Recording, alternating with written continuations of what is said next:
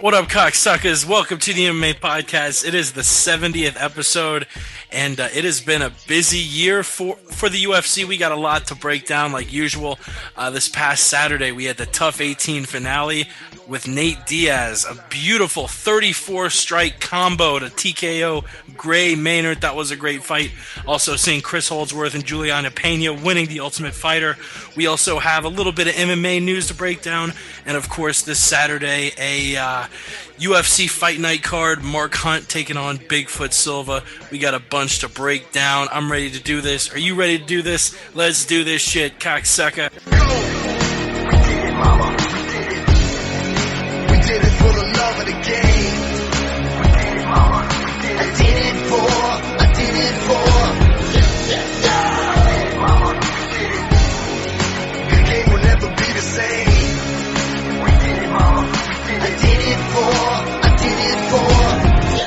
You're listening to the MMA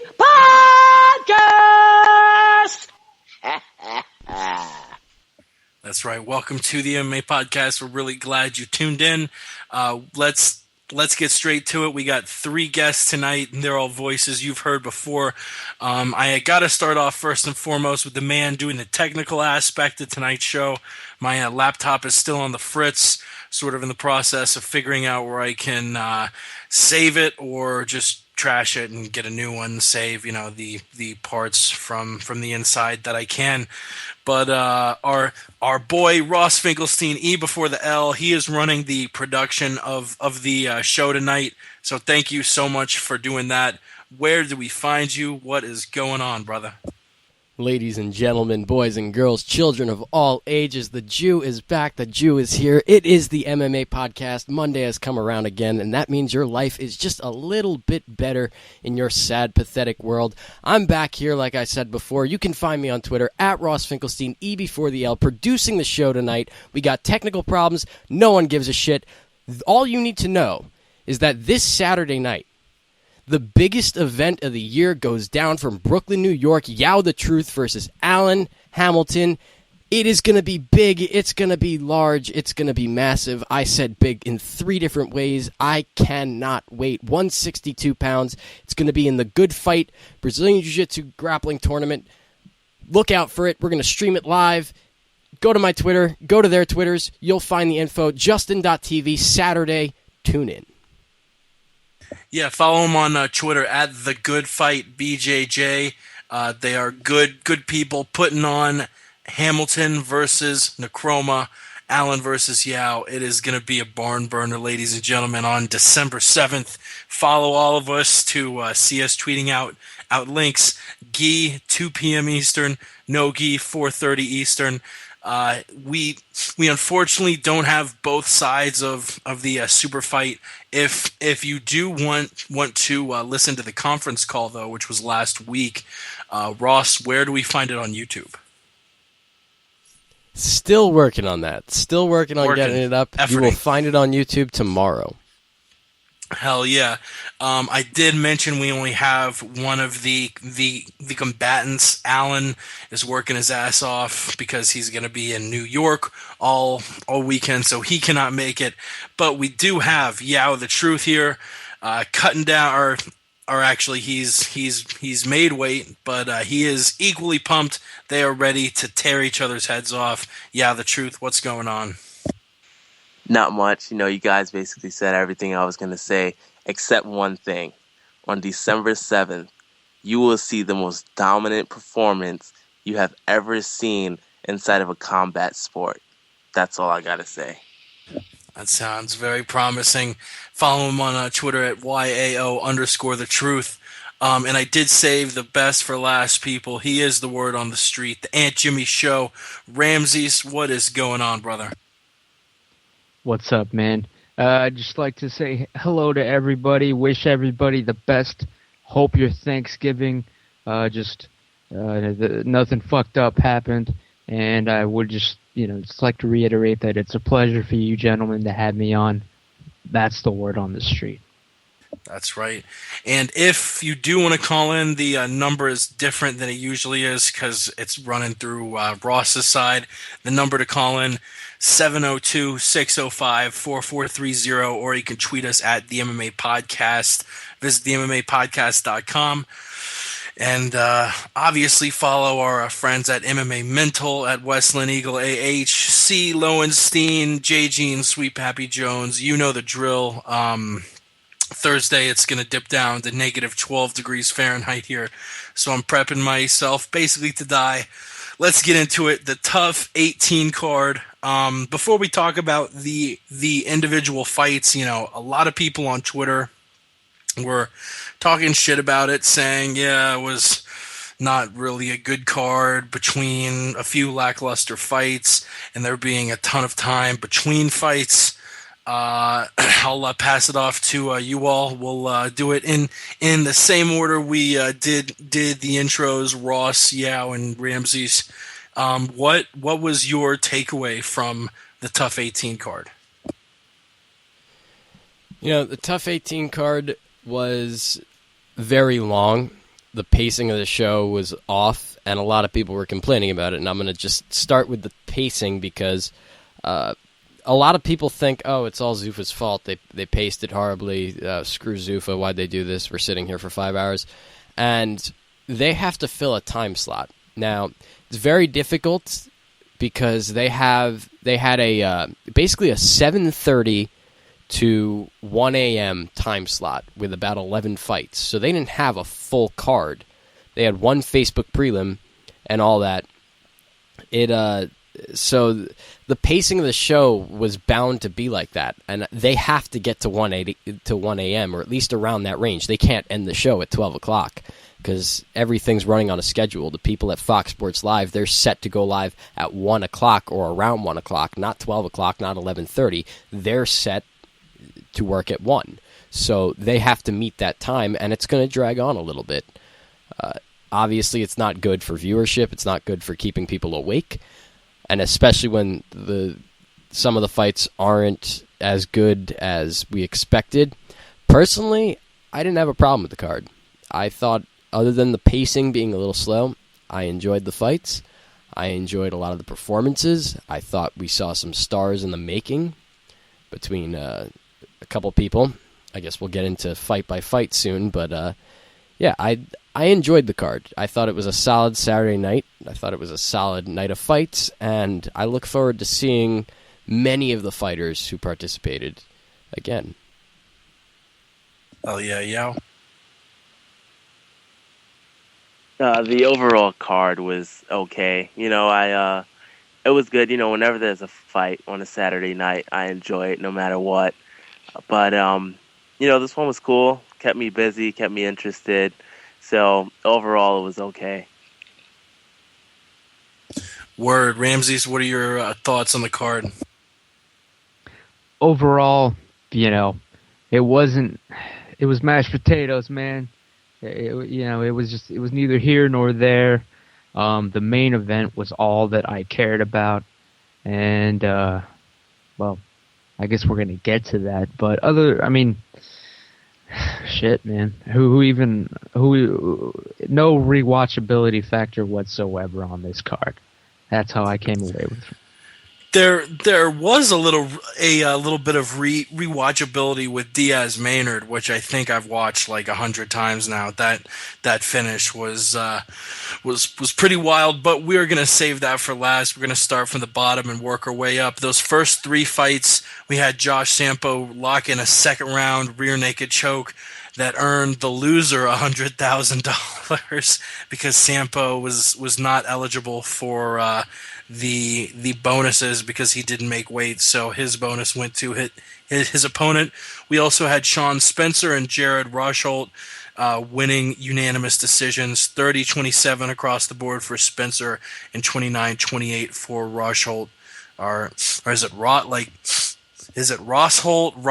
What is the right pronunciation? Jared Rosholt. Rochalt. Older brother Rochalt beats of Jake Rochalt. That's right. Defeats Walt Harris 29-28, 29-28. What stood out of these three fights? I was really impressed with my boy Josh Sampo, son. Yeah, you love you some Josh Sampo. I've never been a fan of Josh Sampo, but I will give him credit.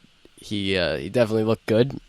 I'm excited to see how he looks when he makes weight, but he definitely impressed me, and I look forward to one of his future fights. Sorry, getting a couple texts here, so it's very difficult to talk. As far as the other fights go, Walt Harris, like, really? No cardio at all. Just another big, buffed up dude, athletic, but can't put anything together. So, prelims were kind of uneventful. There wasn't much, so I'll pass it off.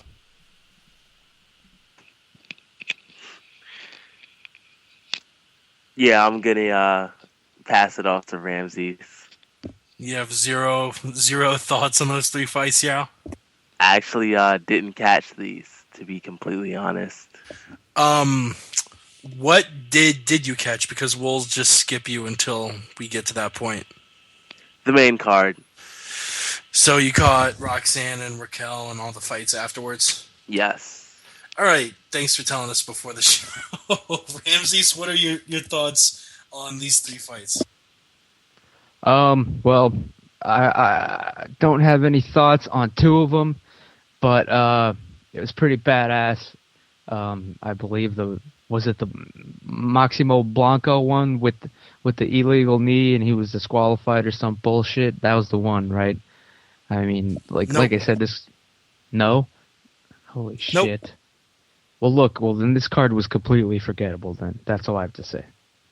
Because I can't even remember a goddamn thing about it. Great analysis of those three fights by Yao and Ramsey. So let's move on. Actually, Jake, can I jump? I do want to give someone credit, actually. Tom Ninamaki, that dude is going to be a contender. We were about to cover those fights. Haven't covered them yet. I apologize. Continue. Move along. Hell yeah. Well, I was about to say we had a couple featherweight bouts. Tom Ninamaki defeats Rani Yahya via split decision 29-28, 28-29, 30-27. And the fight that Ramses just mentioned, another featherweight bout. Akira Corisani defeating Maximo Blanco via a illegal knee that just came 25 seconds into the fight. Actually broke Corisani's nose in 5 places. So Corisani and Ninamaki coming away with the wins there. What did you want to say about Ninamaki, though, Ross? Ninamaki is a guy who actually left MMA in 2007. Came back. He left MMA because he had gone on a losing streak. He had won a fight, and then he just kind of lost the passion. He left, came back, and has won every fight since. He came back in 2010, and he's just been on a tear. He's won 10 fights in a row or something. He comes into this fight against a guy in Hani Yahya who was on a 3-fight winning streak. Very, very solid jiu-jitsu practitioner. Very, very solid ground game. His jiu-jitsu is top-notch. He's building his tools. He's looking like a solid prospect in the featherweight division, and he comes out and Tom Ninamaki absolutely neutralizes him at his own game. Hani Yahya's only loss in the UFC was to Chad Mendes. We obviously know who Chad Mendes is. Chad Mendes is the second best featherweight in the world. He's arguably the champion, aside from Jose Aldo, who knocked him out. But anyway, I'm getting too off track. Tom Ninamaki goes out there and dominates Hani Yahya on the ground, out-grapples him. To me, that is so impressive that it makes me see him as a future contender. If you can go out there and you have the balls to compete to someone's strength, someone of a Hani Yahya, his level of grappling, that's really, really impressive. He's a solid, well-rounded fighter, and I look forward to seeing more of Tom Ninamaki because I think he's got big things in his future. That's right. Yao didn't see it, but Ramses, you did mention that illegal knee before, which was in the Blanco versus Corsani fight. What did you think of that? I thought it was beautiful, man. Just because I love seeing fluke fights, I'll be honest, man. I like when something fucked up happens in a fight that otherwise would have been boring as hell. I don't know who these people are, but now I'll remember Maximo Blanco. Also, my grandpa's name is actually Maximo. Don Maximo. He's a Don, actually. So yeah, I hope he fights again. Damn shame what happened to him. But that was the most interesting fight besides the main event. Because of just when something fucked up happens in MMA, come on, we all enjoy it. Let's not kid ourselves. That's it. Yeah, Corsani, even though he didn't, really win the fight, he did win it on his record. So he's now 3-0, undefeated in the UFC. Wins against Andy Ogle, Robbie Peralta, and now Maximo Blanco. Let's move to the main card. We obviously had Nick Diaz taking on Gray Maynard. We had the women's bantamweight and the men's bantamweight tough championships. But before we get to those three fights, we had two women's bantamweight matches. One between Raquel Pennington and Roxanne Modafferi, and the other between Jessamine Duke and Peggy Morgan. But before we get to those fights, it looks like we have a caller. Caller, are you there, and how would you like to identify yourself?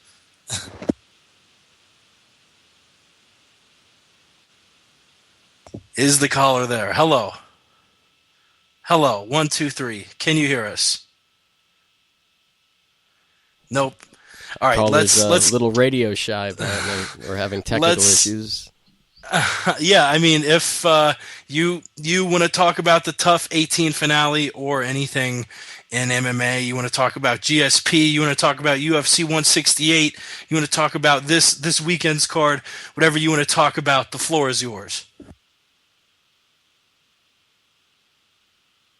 All right, let's get to those two women's bantamweight fights where Raquel Pennington and Jessamine Duke defeated Roxanne Modafferi and Peggy Morgan via unanimous decision. Duke looked very good. She definitely looks like she has the skills to keep herself buoyant in the women's bantamweight division for a while.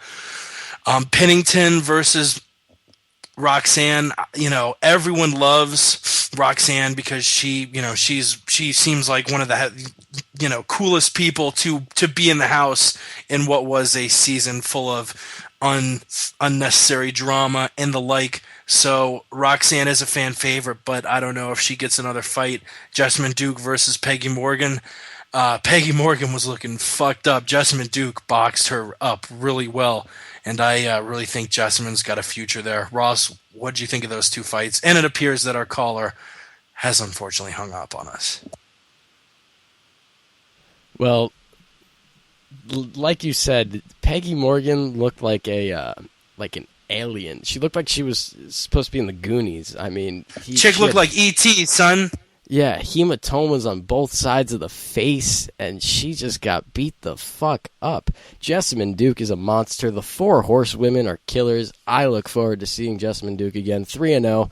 Sick Muay Thai. Sick guard, too. Let's give credit to her for her guard game. I mean, she won the first round from her back. She won the first round from her guard, off her back. She nearly finished her with a triangle and armbar. She was really, really active from her guard.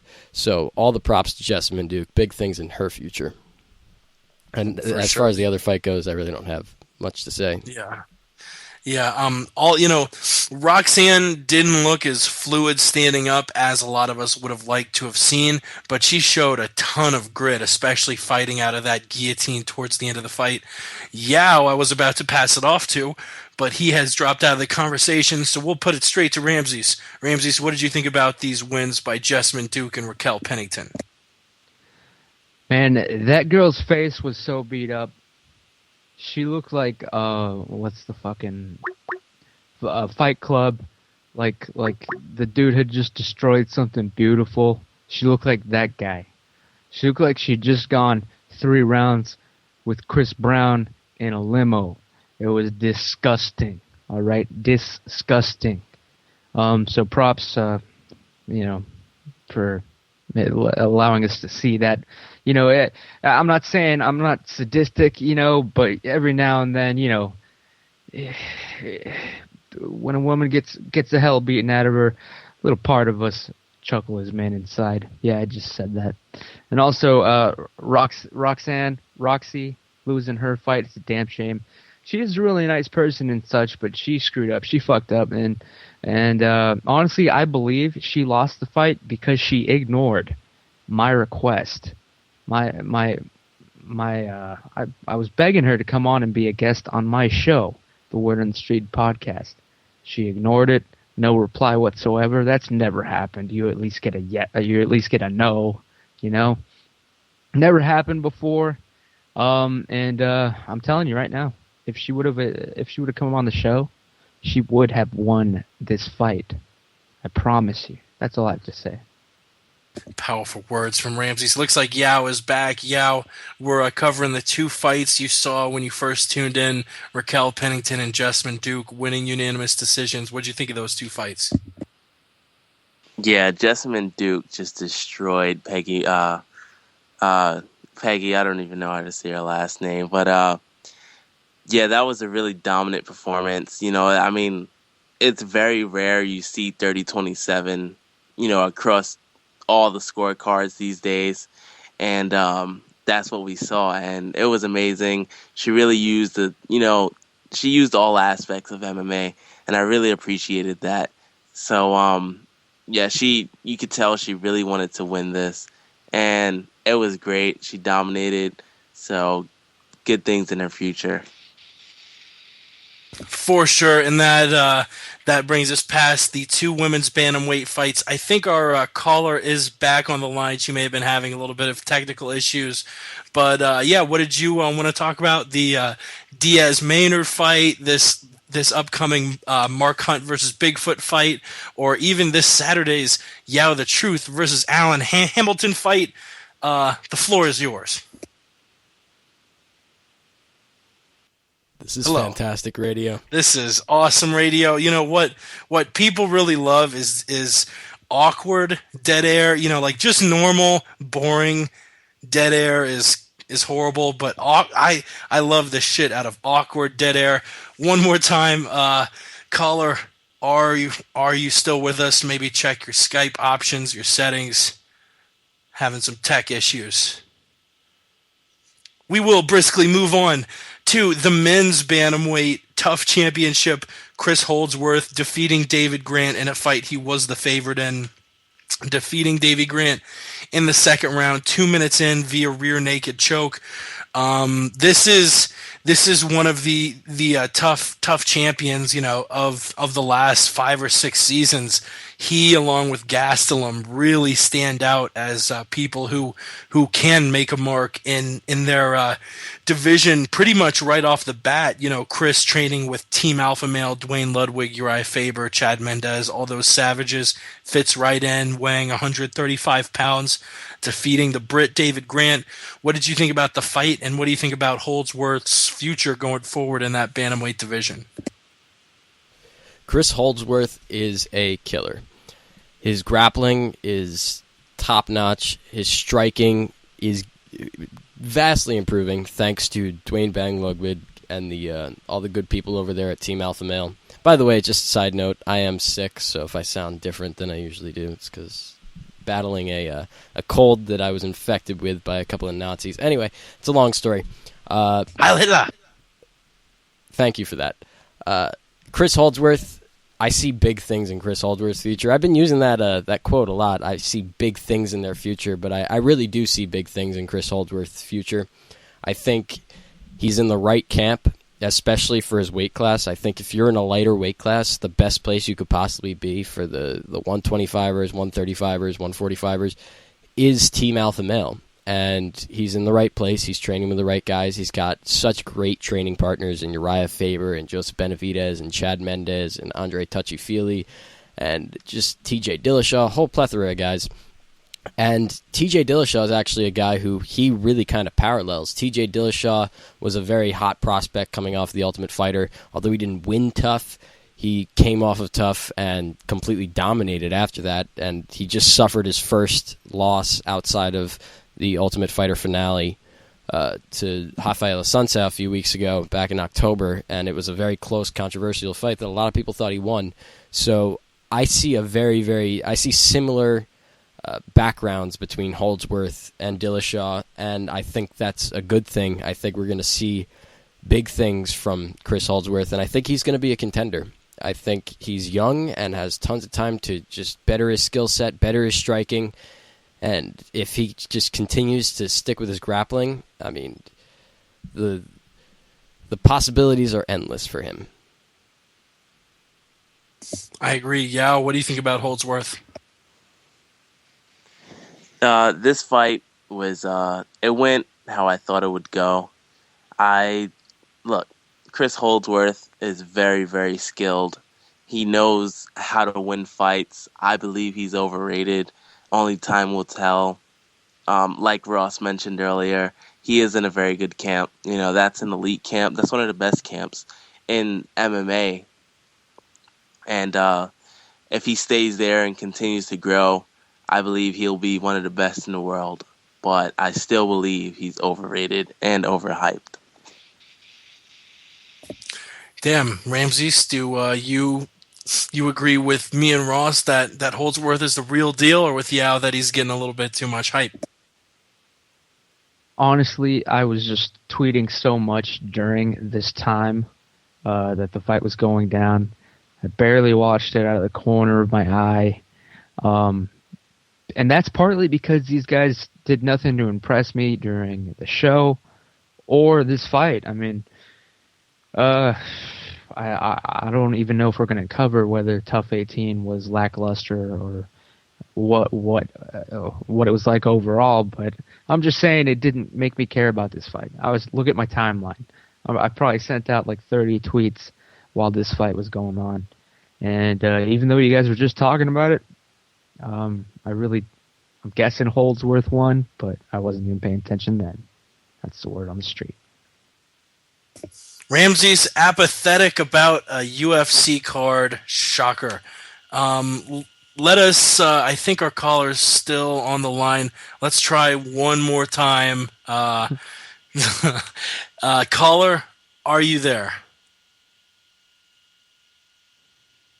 All right. Yep.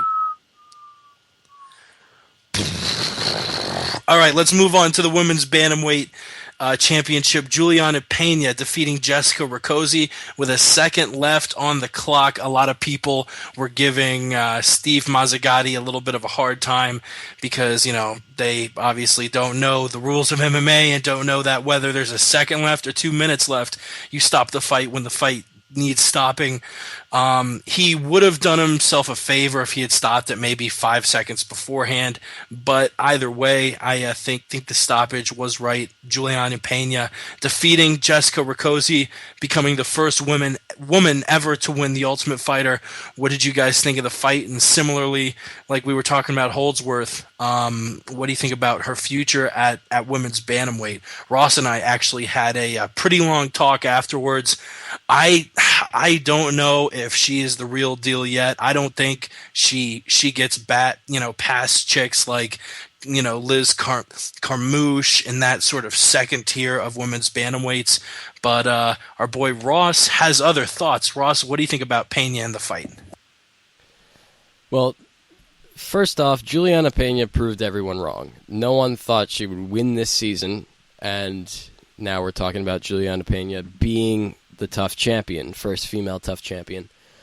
She looked good. She looked very good. She dominated Jessica Rakoczy, and Jessica Rakoczy is a very tough fighter, very good boxing, and Juliana Pena puts up this pace that is just tremendous. She's got really good wrestling. She's got tons of heart, durability, and she comes forward and just continues to come forward. She doesn't stop, and it wears a lot of people down. So she tired out Jessica Rakoczy and just mounted her and finished her off with a second left in the round. And as far as the finish goes, like Jake said before, we were talking about this last night, and one of the things we were talking about was whether or not it was stopped early or what the deal with the stoppage was. And the way I see it, I feel that it shouldn't have been stopped at that time. I feel if he was going to stop the fight, he should have stopped it a few seconds before or had let it gone to the next round. If there's 1 second left in a round and the fighter is covering up like that and they've been doing that for 15 seconds, 10 seconds, then let it go that 1 extra second. It's not going to be a huge difference. If you look at what she was doing, she was covering up. She wasn't like taking damage. She was covering up and getting hit. And whoever the referee was, I think it was Yves Levine, Yves was just kind of watching and then finally, like with the 1 extra second left, decides to stop it, which is really weird. If you're going to let it go, let it go. Let it go that 1 extra second. And it screws with the fighter in the sense because if you're in that position, let's say you're Jessica Rakoczy, you're getting hit with all these elbows and punches and all this shit, and you're covering up. You're trying to better your position. The whole point is you need to better your position and make sure that the referee knows you're trying to fight out of where you are. And she was trying to protect herself. So if a fighter knows that they're protecting themselves and they're covering up and they're stopping these punches and they know that there's 15, 10 seconds left in the round, she hears the round timer signaling the end of the round, she's going to stay in that position thinking, all right, I'm in a good position, I'm covering up, she's throwing shots, but she's not hurting me, and I can get to the end of the round. And whoever the referee was, Yves Levine, he sent the wrong signal because he kind of signaled, all right, I'll let this go, you're covering up, I'll let this go to the end of the round, and then stopped it with a second left. So it was really weird. I thought either stop it beforehand or let it go. As far as Juliana Peña's career, I see Is good Ramses things in her future. dying? Who knows? That wasn't me. That wasn't me. Well, anyway, as far as Juliana Peña's career goes, the jury's out. We got to see how she improves. I think she's 2 to 3 fights away from a title shot, and she could get a title shot in her next fight. Not saying they're going to do that, but they could have promoted that because, I mean, she already went through a tournament and fought more people than anyone else in the women's division. So the jury's out on Juliana Peña. Word. I think that may have been our caller. Yeah, what did you think about Peña versus Rakoczy? This fight was extremely dominant. You know, similar to what you'll see me do to Allen this Saturday. But we'll get into that later. But yeah, it was extremely dominant. Juliana Peña is probably one of the best female fighters in the world, and she can definitely win the UFC Bantamweight Championship. That's if she can beat Jessica Ai, who will win the championship. But yeah, very, very dominant performance, and I was honestly happy for her. Hey, go ahead and boot him off, Ross. Ramses, what did you think about the Juliana Peña versus Jessica Rakoczy fight? I'll keep it real short and mark my words, make this a sound bite. Juliana Peña will defeat Ronda Rousey or whoever's holding the belt. She will become a UFC champion. That is the word on the street. Short but simple. It looks like our mystery caller, they didn't answer like the 3 times we shouted them out. Now they have the gall to interrupt Ross and Yao. I'm giving y'all one last chance. What is the word on the street? What do you want to talk about? Tough 18 finale. Yao, Allen, this weekend's UFC card. What is up? Hey, Jake. What's going on? Hi. Who is Hi. calling in just for our listeners' sake? I wanted to talk to my Twitter boyfriend, the word on the street. You called to talk to your Twitter boyfriend, Ramses. Lexi, is there anything you got to hash out on air? Oh, nothing. I just want to say hello. Hope everything is going good. Having Hey. a nice glass of wine. We'll talk a little bit later. God damn! I even want to sex you up after that, Ramses. To our caller, who, if people haven't figured it out yet, it is Lexi from the Twitters, and it sounded like Tito in the background snoring too. We're actually about to tackle the topic of Nate Diaz versus Gray Maynard. What did y'all think of that fight? I didn't watch it. Excellent. What is a good start already? Maynard got knocked the fuck out. Knock the fuck out. Yo, we'll fast forward past Hunt versus Bigfoot. We'll go to UFC 168. Chris Weidman taking on Anderson Silva. We aren't going to get that deep into it until the week before, but we may as well ask y'all now. Silva Weidman 2, who you got? Weidman. Chris Weidman. Good shit. Tito? I got the ref. You what? The referee. You think the referee is going to win? I think he's saying he wants to fight the ref. Oh, he wants to fight he wants the referee. To fight Herb Dean. Word. Well, was there anything about mixed martial arts or anything in general you all wanted to talk about before we get back to Tough 18? Yao versus Allen. Who you got? Oh, dude, Herb I got actually that moon in did the try middle. to fight Anderson. I'd like to point out. Or, sorry, Anderson tried to fight Herb after Weidman knocked him out, for those who don't remember. He went for the leg lock. That's all I have to say. Who do both you have in Yao versus Allen? December 7th on the Good Fight BJJ stream live on Justin TV. It's going to be a barn burner. Y'all look like John Dotson in that picture.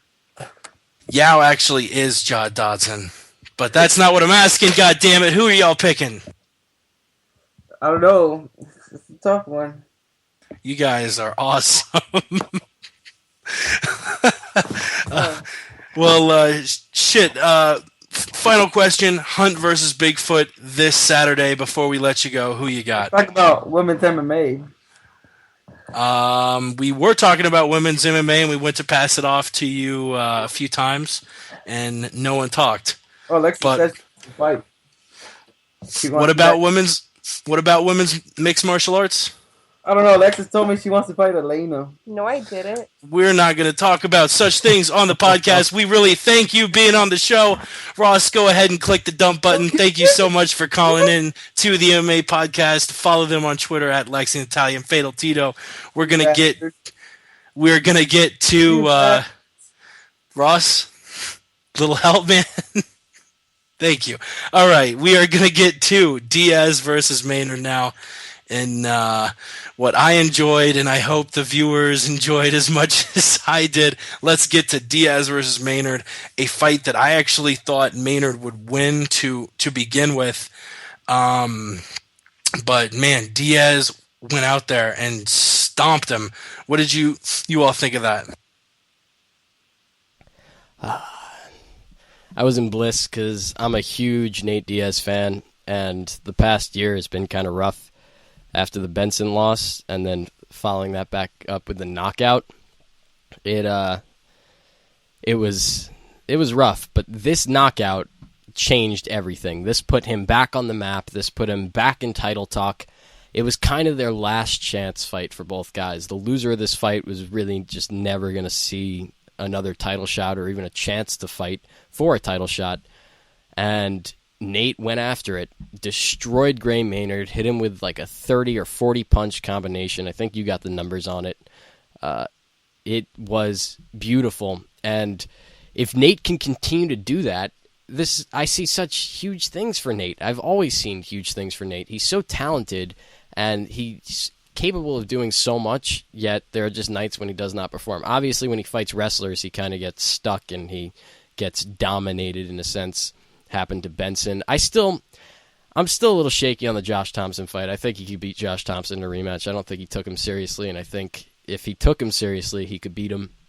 But I still am interested in seeing Nate Diaz fight for the belt. I'm still interested in seeing, who wouldn't want to see Nate Diaz versus Anthony Pettis? Just the sound of that sounds awesome. Like, the pre-fight build-up would be insane. Nate would be going back and forth. Pettis would definitely be willing to talk back. I think it would be a beautiful fight. So I'm looking forward to our future Nate Diaz versus Anthony Pettis lightweight title fight that we will see in the future. I guarantee it. I promise. Yeah, what do you think about Diaz versus Maynard? Oh, this fight went completely opposite of how I thought it would go. I really thought Gray Maynard would just knock Nate Diaz out, and that is the total opposite of what we saw. Nate, that was a great performance. It really looked like a street fight, something you'd see in the street. Nate just has this way of fighting that you can tell where he's from, and I appreciate that. And Nate, I was very happy for him. I like when he wins. I hate when he loses. I felt bad for Gray Maynard. I hate to say, I hate when, that saying, oh, if a fighter won't see a title shot or anything. Gray can still, I believe he can still fight for the title. If he just knocks everybody out in the first round, his next 5 fights or whatever it is, he can fight for the title. Ramses? It's just very, very hard. But, what? No, keep going. Yeah, sorry. Yeah. You cut out and it sounded like you were done, but you were still going. Sorry. Yeah. Good win for Nate Diaz. Well, look, allow me to say, and I was serious yesterday. If you follow me on Twitter, the James Show, I was serious. I did not want to see this fight happen. I think both of these gentlemen, Nate Diaz and Gray Maynard, should retire. They should not be fighting anymore. And I mean, they are clearly and visibly displaying signs of pugilistic dementia. Being punch drunk, both of them. The slurring words, the thought process. I mean, look at the fights. I mean, they do not need to be taking shots to the head anymore. It's sad that this fight happened, even though I love Gray Maynard. He's one of my top 5 fighters of all time. He's up there with Chael Sonnen and Yves Edwards. But I think he was done, man. Him and basically Gray Maynard and Frankie Edgar, they beat the prime out of each other. They're both not the same anymore, man. They both just knocked each other's heads around so fucking hard at like unhuman levels. Seeing this happen to Gray, it was sad. It would have been sad seeing it happen to Nate. I think they both need to get out. Nate was only doing that shit for $15,000. He only got paid $15K on paper. It's ridiculous. It's not worth the damage anymore. They should both retire. That's what's next for both of them. Word on the street. Word on the street. Yeah, Maynard, his career now, he's won one of his last 5 fights. He's gotten knocked out 3 times by Frankie, TJ, and now Nate. Nate's boxing looked crisp as hell. I would love to see Nate take on a guy like Rafael Dos Anjos next. I think that was Ross's call for who he wanted to see Diaz match up against next. But one last topic before we move on, and it's one of the things Nate mentioned in the post-fight press conference, or not the post-fight presser, but the post-fight interview. He said basically that he and Gilbert Melendez could whoop Pettis and Josh Thompson's asses in a tag team match. Gilbert Melendez and Nate Diaz versus Tony Pettis and Josh Thompson. Who you got?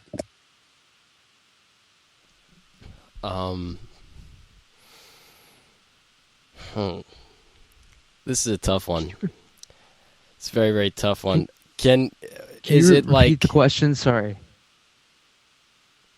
Tag team match: Diaz and Melendez versus Pettis and Thompson. You see, to me, what's interesting here now, like, where is this taking place in a ring? Is this in the octagon? Is it like tornado rules where everyone's in there at once, or like, are they actually tagging? How's it working? I need some detail. WWE rules. That offered absolutely no. Well, I think Nate and Gilbert have better chemistry as a tag team. I think they'd go out there and they'd get the job done. I think Nate would pick up the win over, like, he would I guess pin or knock out, in a sense, Anthony Pettis in like the big upset. It would be, and then like I want to see like a rematch where maybe they like turn the teams against each other and like they switch the partners. Be interesting, but I'm going with the Scrap Pack. Yeah. Yeah, the Scrap Pack would definitely win. Like Ross said, they're actually a team, and having chemistry is a huge help.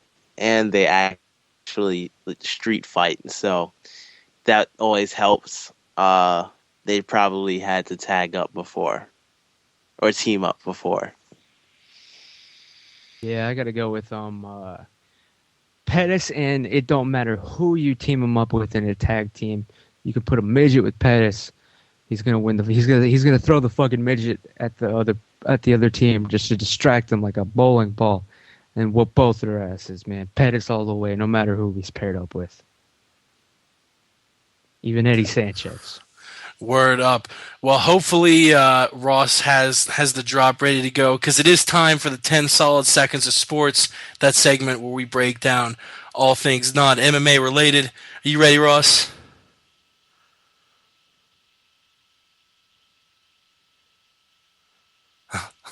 Well, did we miss our cue here? Did we not? I think I had it going, and you weren't giving us Shout the out 10 to Ross solid seconds. for doing such a great job so far, though. I'm impressed. I haven't heard anything. That did not come. Interesting. You do not hear. No, I don't hear anything. Well, this has been Okay, a fantastic. I just want to point out how this has been a fantastic show, and that it's what a great audience. I think it's coming through on the recording, but not on. Damn. We'll try it one more time. Hey, you know what? Fuck it. Quick 10 solid seconds of sports. Iron Bowl, craziest ending ever. Auburn beat Alabama with a block, or not a blocked, but a field goal return, 109 yards. Crazy shit, knocking Alabama out of national championship contention. It's probably gonna be Florida State versus OSU now. Boom. All right, let's move on to the news. The first two couple bits of news are actually unfortunate bits of news that I'm not really going to pass around. I'm just going to sort of mention.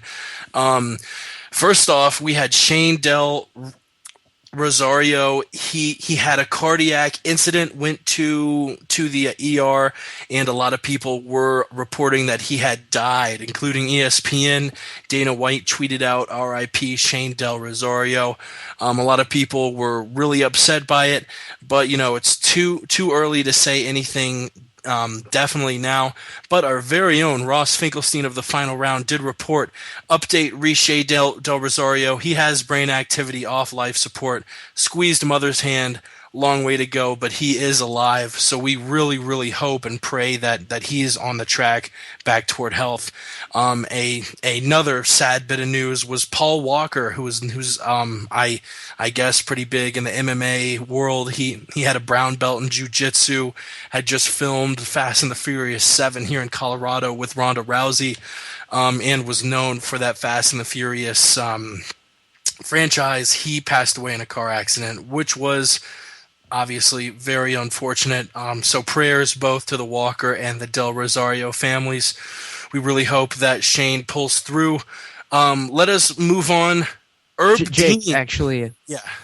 Sorry, I was wondering if I could. I know we're not going to pass around the Shane Del Rosario thing, but I forgot to mention. Shane Del Rosario has a heart attack out of nowhere, right? And we know that fighters are tested constantly before fights, between fights, depending on who it is. They get tested more than the average person. They get more medical checkups. I don't like the direction this is going. No, I'm just pointing out the fact that they can't catch everything. But there are some things that you can catch because there are symptoms. And that's what I was forgetting to mention with the Nate Diaz and Gray Maynard thing. They're displaying symptoms here, and you can catch something like this early. That's all. Thanks. Word. Well, yeah, that went in a better direction than I expected it to. But yeah, definitely prayers to Shane and Paul's families. A bit of news that came down the grapevine today. Herb Dean is going to ref UFC 168's Silva Weidman 2. which a lot of people take a deep breath because Herb is one of the most well respected refs in mixed martial arts. If you had a fight, a main event fight, if you were a fighter, who in your opinion is the best ref in mixed martial arts? Who do you want reffing your fight so no Kim Winslow fuckery type stuff occurs? Ross? One of two people, either Big John McCarthy or Herb Dean, no doubt about it. Those are the two best referees in MMA. I'd go with Herb, though. I like Herb Dean. I think he is the number one right now. I'd say Big John is a close second, but Herb Dean for sure. Herb Dean, yeah. If not Herb Dean, I gotta go with the man who somehow we have forgotten about, Josh Rosenthal. God damn, hell yeah. Free Shout out Josh to- Rosenthal. And I want him taking 8 hits off the bong before the fight, so he's in a goddamn Matrix level, space, can call everything. He's in a slowed down world. That's what I like. Hell yeah. Shout out to Cell Block 6 inmate JR420. You know what I'm saying? But yeah, I would like to be reffed by I'll take the politician route and give two answers. Herb McCarthy. Herb McCarthy. How about it? Wouldn't he be the greatest ref of all time? Herb Yamagazi. Herb Yamasaki. Hell yeah, man. Everybody. Dean Herb, everybody. I love them all. All of them. Yeah, I'm actually scrolling through the news, and as far as UFC, MMA, the only other bit of notable news I can find is that Shinya Aoki was assigned, or not was assigned, was offered a contract to fight for the UFC, turned it down. Which is a real head scratcher because he's been talked about as one of the best lightweights in the world for a while now. We don't know if it wasn't enough money. We don't know if the guy just didn't want to fight UFC caliber fighters. What do you think the hang up was with Shinya not signing with the UFC? Easy. ONE FC pays him better. ONE FC's willing to pay him more. ONE FC's paying the guys over there a lot of money. And it doesn't make sense for him to come to the UFC at this stage of his career. He can stay in his home country. He can fight in his home country. He can make just as much, if not, and definitely actually more than he would in the UFC, more than the contract that they had offered him. And he doesn't have to fight guys who are going to absolutely destroy him. Shinya Aoki's a good fighter. He's not a great fighter. He's not someone who's going to win in the top 10 of the UFC's featherweight division or lightweight division. He's going to get beaten by everyone in that division, either division. So it's a good move for Shinya Aoki to stay in Japan, and they're paying him big money there, so why leave? Why leave? Yao, what do you think about this guy refusing to come over to the UFC? Yeah, Ross pretty much just nailed it. I'm not going to sit here and just repeat everything he said. He got it. Mm-hmm. Word up, Ramses. Yeah, he's just going to make more money over there, and basically, it's accepted that there are worked fights. He's going to have a ton of works there, just bring steady income in. The fans actually, they love works. I mean, it's like a part of the fight culture over there. And here in the UFC, he would just get killed and, like I said, brain damaged. All right, final topic as far as the UFC goes. UFC 170, Rafael Dos Anjos versus Rustam Khabilov added to the lineup. This is going to be February 22nd, and it is the first fight announced for that UFC 170 card. Dos Anjos versus Khabilov. This is a pretty good matchup, but I really like the speed of Rafael Dos Anjos, and I think I'm giving it to him. But you gotta respect the power of Rustam Khabilov. What do you think about this fight, Ross? Yeah, I'm still not impressed by Rafael Dos Anjos. His last fight, yeah, sure, he got a nice win under his belt with the victory over Cowboy, a fight that most people thought he would lose. Shout out to Yao, though. Yao did not think he would lose. He thought he would win. But I was not impressed. He had a weak third round. He had a strong first 2 rounds and then a weak third round. I thought he lost his fight before that to Evan Dunham. So I think Khabibulov is one of the next big things in MMA. I think he's going to be huge in the lightweight division. I already think he is a pretty big name at this point. But this is really going to set him over the edge. It's going to put him in the top 10. He's going to be up in title contention after this one. I was a little bummed when I heard it because I was clamoring for the Nate Diaz versus Rafael dos Anjos fight because I thought that made perfect sense regarding divisional placement for both of them. Both guys are not relatively close to a title shot, but maybe 1 or 2 fights away, especially for Nate Diaz, who obviously had his 2-fight losing streak. So a little bummed we didn't get to see that, but Khabibulov is a motherfucker, and he's a solid striker. He's a solid grappler. He's got it all. I thought he won his last fight 30-27. It was a close fight, but it definitely wasn't that close. I thought he took all 3 rounds. So I think Khabibulov pulls it off, and I think we're going to be talking about Rustam Khabibulov versus Khabib Nurmagomedov at some point. I would love to see that matchup. Yao, what are your thoughts on Khabibulov versus Rafael dos Anjos?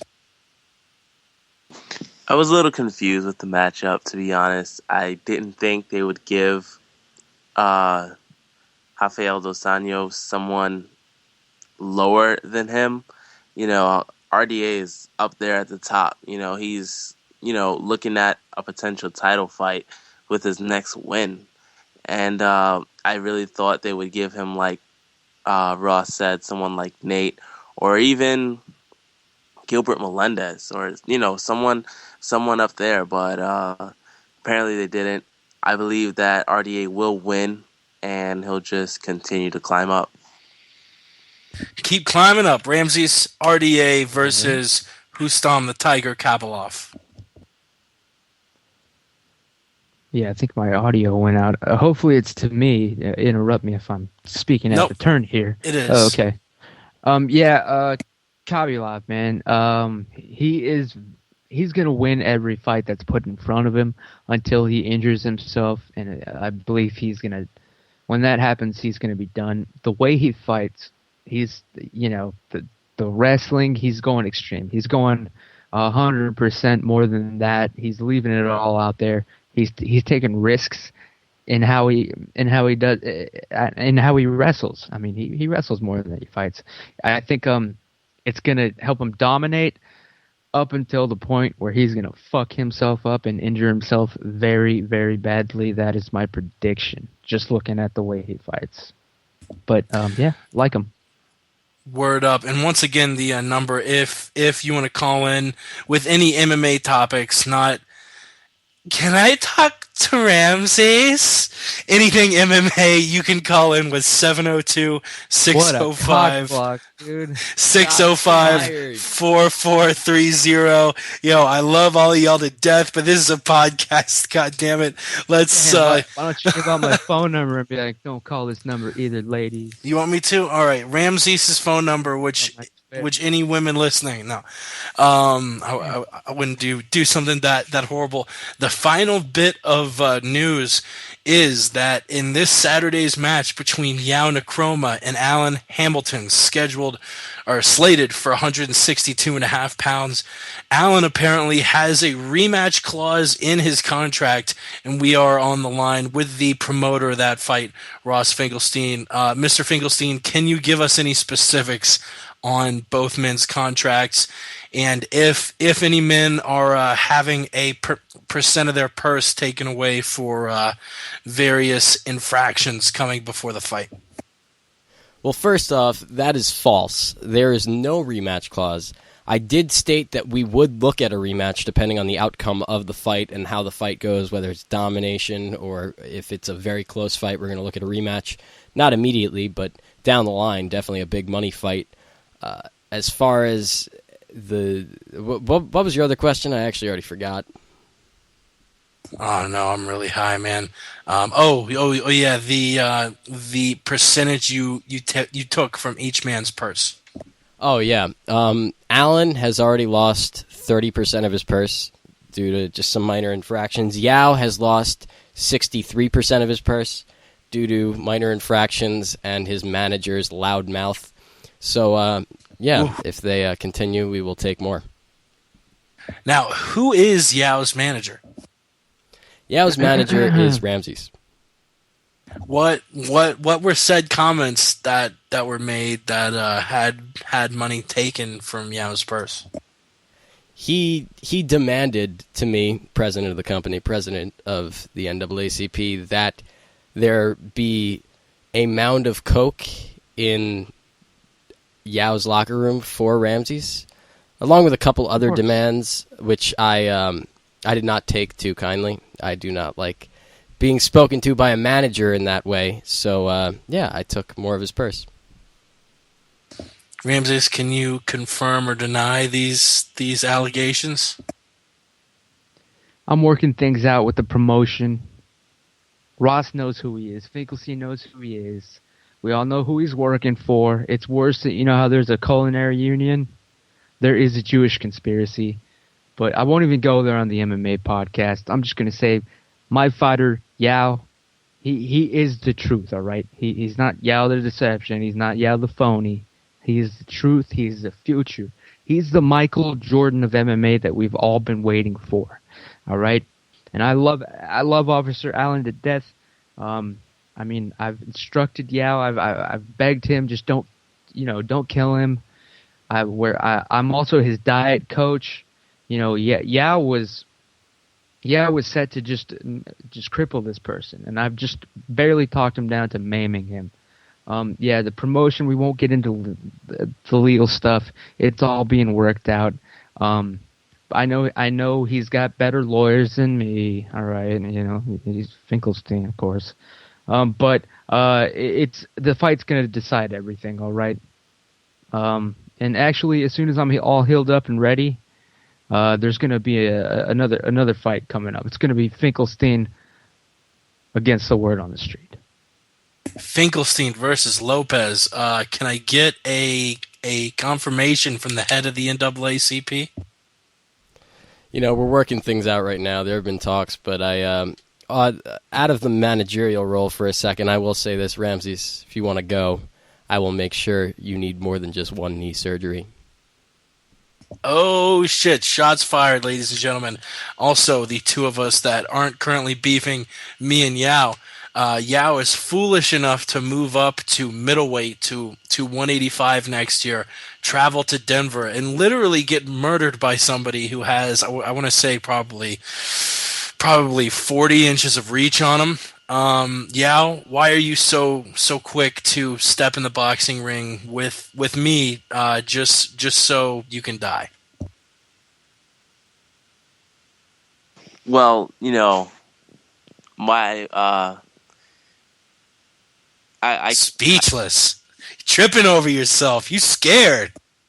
No, there's just certain things I'm not allowed to say. My manager would have a better answer. Damn, that was the most scaredy cat response I've ever heard. Yao, go ahead and apologize to your mother for me. I'm going to murder her favorite son. I'm going to send you home in a body bag. I'm going to make sure that you are not breathing when you leave the state of Colorado. You cross that border into the state of Colorado, you got to know that that's the last state border you're ever going to cross. You got a lot holstered to fire back. There's a racist joke out there somewhere that would fit perfectly in there, but let's move on. Django. All right, let us move on to the December fights we are pumped for. Hopefully Ross pipes through the music and we can hear it. If not, we will only assume that it is playing in the background. There it is. There it is.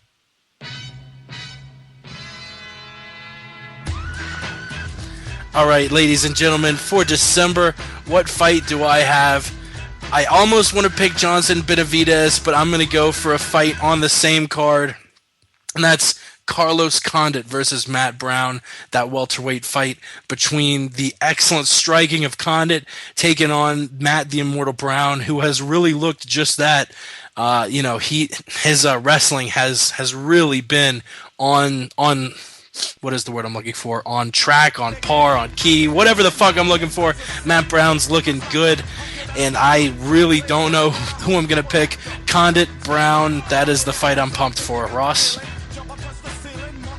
You know, there are a lot of great fights this month, but it would be ignorant if I didn't say that the fight I'm most pumped for this month is Chris Weidman versus Anderson Silva 2. Chris Weidman, my favorite fighter in the history of life, getting back into the octagon for the first time to defend his middleweight title. It's going to be unbelievable. He's going to destroy Anderson Silva. It's going to be bloody. It's going to be brutal. Anderson is going to die on December 28th, and that's a fact. That is a fact. Check it out, December 28th, live, only on pay-per-view. Yao? Well, Hey, you might want to turn it down a bunch. Turn it. Yeah. Yao, what is your fight for December that you're pumped for? there's only one fight worth watching this December, and that is me, myself, Yao the Truth, taking on Alan Hamilton, December 7th, live from Brooklyn, New York. Don't miss it.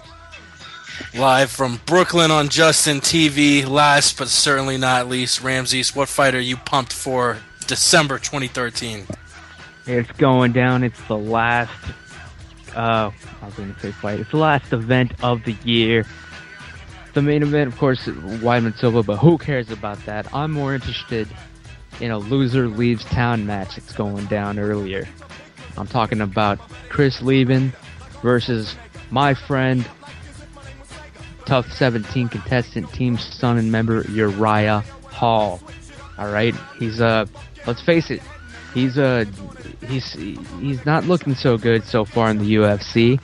He's blown every chance that he's been given. This is the one. Whoever Chris Lieben loses this one, he's gone. He's gonna retire. He's gonna get cut. Uriah Hall's definitely gonna get cut if he loses this one. These fighters have everything to lose. That's why it's gonna be like an epic fucking fight here. I think we're gonna see the real Uriah Hall, who's been on my show at least 23 times. Look it up on YouTube, people. Word on the street. 23 times. God damn. I guess that does it for the fights we're pumped for December 2012. I have Condit Brown. Ross has Weidman Silva 2, obviously. Yao has Nkrumah versus Hamilton. And your boy Ramses has Lieben versus Uriah Hall. Let's wrap the show up with this card that's going to be Friday. This Friday, December 6th. It's starting at 9 p.m. Eastern, 6 p.m. Pacific. It will be on Fox Sports 1. And that is UFC Fight Night 33, Hunt versus Bigfoot. It I guess is going to be held Saturday afternoon in Australia, but with the time zones being way different in Australia than it is here, that equates out to primetime Friday night here. And it is a pretty decent main and co-main event. Hunt Bigfoot, Shogun versus Te-Huna. We will get to those in just a second, but let's break down the top 3 fights on the card. Really quickly to scroll over it, the prelims online, it's going to be like we had this past Saturday, just one online prelim between Benoit and Alex Garcia at welterweight. On the Fox Sports 2 prelims, we're going to have Bruno Santos versus Krzysztof Jotko. The middleweights, a flyweight bout between Richie Valkulik and Justin Scoggins. A middleweight match between Nick Ring and Caio Magalhães. And a bantamweight fight between Takeya Mizugaki and Nam Fan. The 3 main card fights we're not going to cover are Julie Kedzie versus Beth Carrera, Dylan Andrews versus Clint Hester, and Pat Barry taking on Soa Palele at heavyweight. I heard the bell of approval. Let's really quick of those 8 prelim fights we aren't going to get too deep in. Which one stands out? Ross, I heard the bell of approval for one of those fights. Which one was it? It was Julie Kedzie. I'm excited to see Julie Kedzie back in the octagon. One of my favorite fighters to watch. She's so exciting. She's very well-rounded. She just she has a rough time sometimes. She sometimes doesn't walk out with the W, but nonetheless, she always puts on an entertaining fight. She is going to destroy this chick she's fighting. I don't even know what her name is, honestly. She's a newcomer. She's undefeated, I know that. I'm looking forward to that the most. I like I said, I'm a big fan of Julie Kedzie, and every time she steps in the octagon, I always, or whether it's the octagon, the hexagon, the Invicta cage, it doesn't matter. I'm always looking forward to her fights. The other fights on the prelims that are good, I mean, it's kind of always fun to see, like, a tough alum like Clint Hester. Actually, I think that fight's on the main card, so I'll stay away from that. I know there's the actually, now thinking about it, the Julie Kedzie fight, I think, was bumped up to the main card today. Yes, because, it was. Yeah, because the Alex Caceres Mitch Gagnon fight was booted off the card because there were some visa issues, I think, for one of the guys. So I don't think that fight is on the prelims, but a fight that is on the prelims is Takeo Mizugaki and Nam Fan, which that's a fun one. You got two Asian MMA fighters going at it. You got Alan loves his Asian MMA. Shout out to Alan, preparing to go to battle with Yao this Saturday, December 7th, live on Justin.tv. Check your local listings. He loves his Asian MMA fighters, so he likes Nam Fan there. I like Takeo Mizugaki there. I think that's a fun fight, though. Other than that, not much going on these prelims. The main card, though, some solid stuff there. Solid stuff. Yeah, of those 8 prelim cards, they all weren't on the prelims, but of those 8 fights I mentioned before, the top 3 on this card, what stands out to you? Clint Hester versus Dylan Andrews. I can't wait for that fight. I really want to see Clint Hester win. If you look at his last fight against Bristol Marunde, he killed that man, all right? And now he's coming back for more against Dylan Andrews, and he's going to kill him too. Damn, coming after him. I think he was Team Jones' first or second pick in that Tough 17 house. Finally, Ramses, what stands out to you of those fights we aren't going to break down? I want to see Nick Ring lose. There's just something about him I don't like. And then, of course, Andrews against Clint Hester. That's a good fight because they were both Team Jones. They're both going to hit each other, and they're both going to get beat up. You can't lose, people. That's it. That's right. Let's get to those top 3 fights. We got a light heavyweight bout between Ryan Bader and Anthony Perosh. I actually like Bader a lot here. Bader, he did lose to a Glover, but his stock wasn't really hurt too much because he did rock Glover, and Bader was Glover's last fight before getting a title shot. Perosh,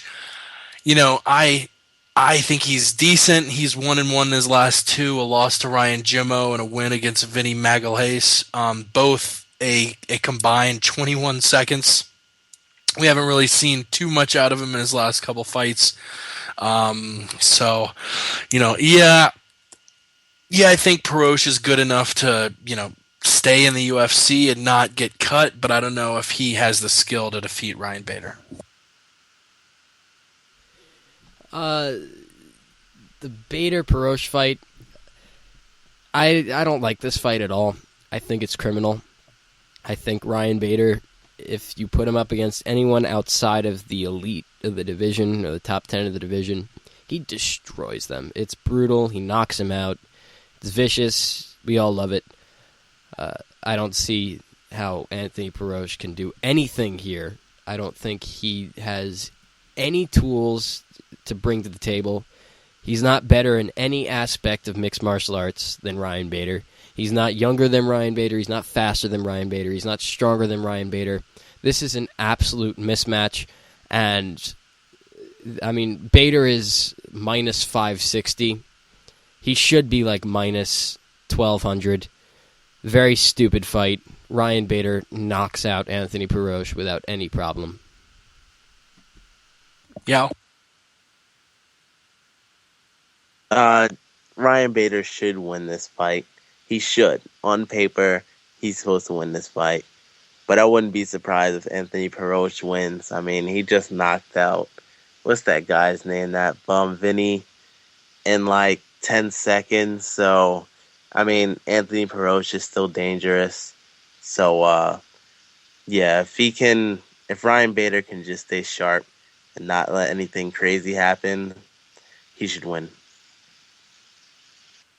Look, Ryan Bader and Anthony Perosh, they both got lucky against Vinny Magalhães. All right? Honestly, I don't care who wins. I hope it's a dual knockout. I hope they both just hurt each other real bad and somehow they both end up getting disqualified and that we never see them again. Word on the street. Let's move on to the co-main event. Shogun Rua returning from a loss against Chael Sonnen in the first round to fight James Te-Huna in his backyard. Rua versus Te-Huna. James also coming off a guillotine choke loss to Glover Teixeira. Who you got in this one? This is a really tough one, but man, I'm kind of leaning toward James a little bit, but I'm gonna give it to Shogun just because of the body of work he's put forth through his whole career. This is a very, very interesting fight because most people that I've seen are picking James Te-Huna because of how Shogun's looked. I am not counting Shogun out at all, and I am picking Shogun to win this fight. I think Shogun is just overall the better fighter than James Te-Huna. Sure, as far as the matchup of age goes, he definitely loses that one. Combative-wise, I mean, I think they're the same age, but combative-wise, he's got more combative years on him. He's been in the game far longer. He's taken more punishment. That being said, he's still a better fighter. He's got better striking. He's got better grappling. It's difficult for me to see James Te-Huna beating him because I guess I expect so much out of Shogun. And even though he's on a 2-fight losing streak, you look at who he's lost to. He lost to the guy who beat John Jones, and he lost to Chael Sonnen. That's something to be upset about. That's something to write a guy off of. No, they lost to two of the best. He lost to two of the best guys in the world. And before that, he had the loss to Dan Henderson and John Jones. Well, the Hendo fight was close, and it's John Jones. But that's way too far back, so it doesn't even matter. I think Shogun still has a little bit left in the tank, and I think he is just better than James Te-Huna, period. I'm picking Shogun to win this fight, and Shogun's the underdog right now. He's like plus 105, plus 100. So that's definitely a bet I'd look at, but I see Shogun pulling this one off. I think people are writing him off way too early. Yeah, Shogun versus Te-Huna. I'm going with James Te-Huna. I think he dominates Shogun, and that's it. Mm-hmm. Simple enough. Ramses?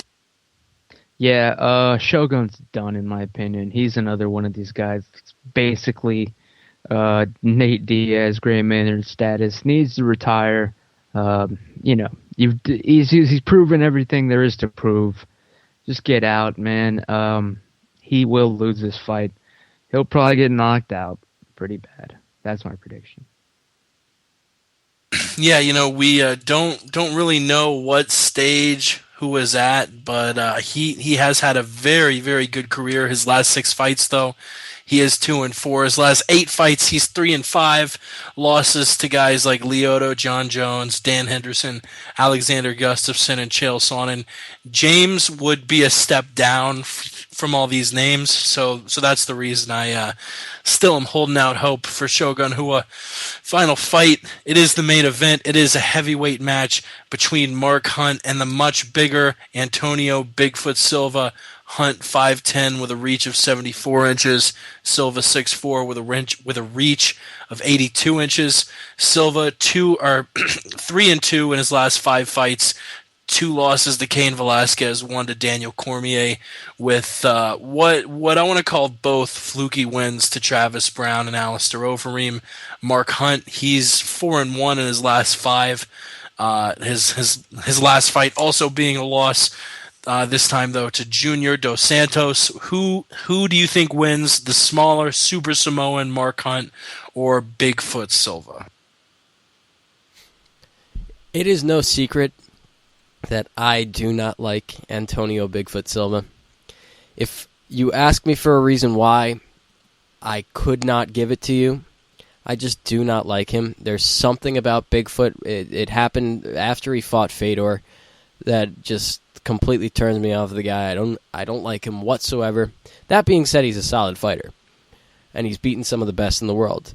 Now, I do think his UFC run is very overrated. He's 2-2, and he's got those 2 knockout victories over Travis Brown and Alistair Overeem. I believe both of those fights are fluke victories. I think Travis Brown beats him any other day when he's not tearing his quad. And I think when Overeem is not clowning and just kind of dominating for 2 rounds instead of going for the finish, I think he beats him too, easily. So somehow Bigfoot has found himself in a title shot in his last fight. How? I don't know. One of you will have to explain that one to me, or someone call in and explain that one, because I still don't understand why they did that. I think Mark Hunt pulls it off. I think Mark Hunt knocks him out. I'm not a big believer in Bigfoot's chin. He's been knocked out plenty of times before. He's been knocked out 4 or 5 times now in his career. And he's fighting one of the hardest hitters in MMA in Mark Hunt. Mark Hunt has improved his game tenfold in the past 3 years, past 2 years. He's putting it all together, and he's getting better. I mean, he's not only. He is 39 years old, but I still feel like he's got a lot left in the tank. I think he's one of these guys that's going to continue to fight well into their late 40s.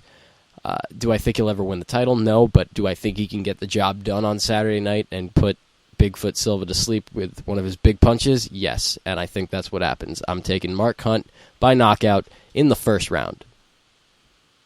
Hunt KO round 1. Yeah, what do you think? I got to go with Mark Hunt. I got to go with the K1 champion, the guy with probably some of the best striking in the heavyweight division.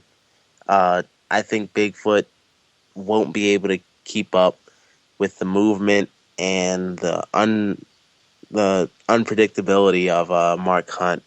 And I think Mark Hunt KOs Bigfoot and moves one step closer to winning the UFC heavyweight championship. Sounds like, I was on the what was the Twitter hashtag people kept using for Mark Hunt? Rally for Mark Hunt or something to get the title. Hunt. Sounds like, I was on the rally for Mark Hunt.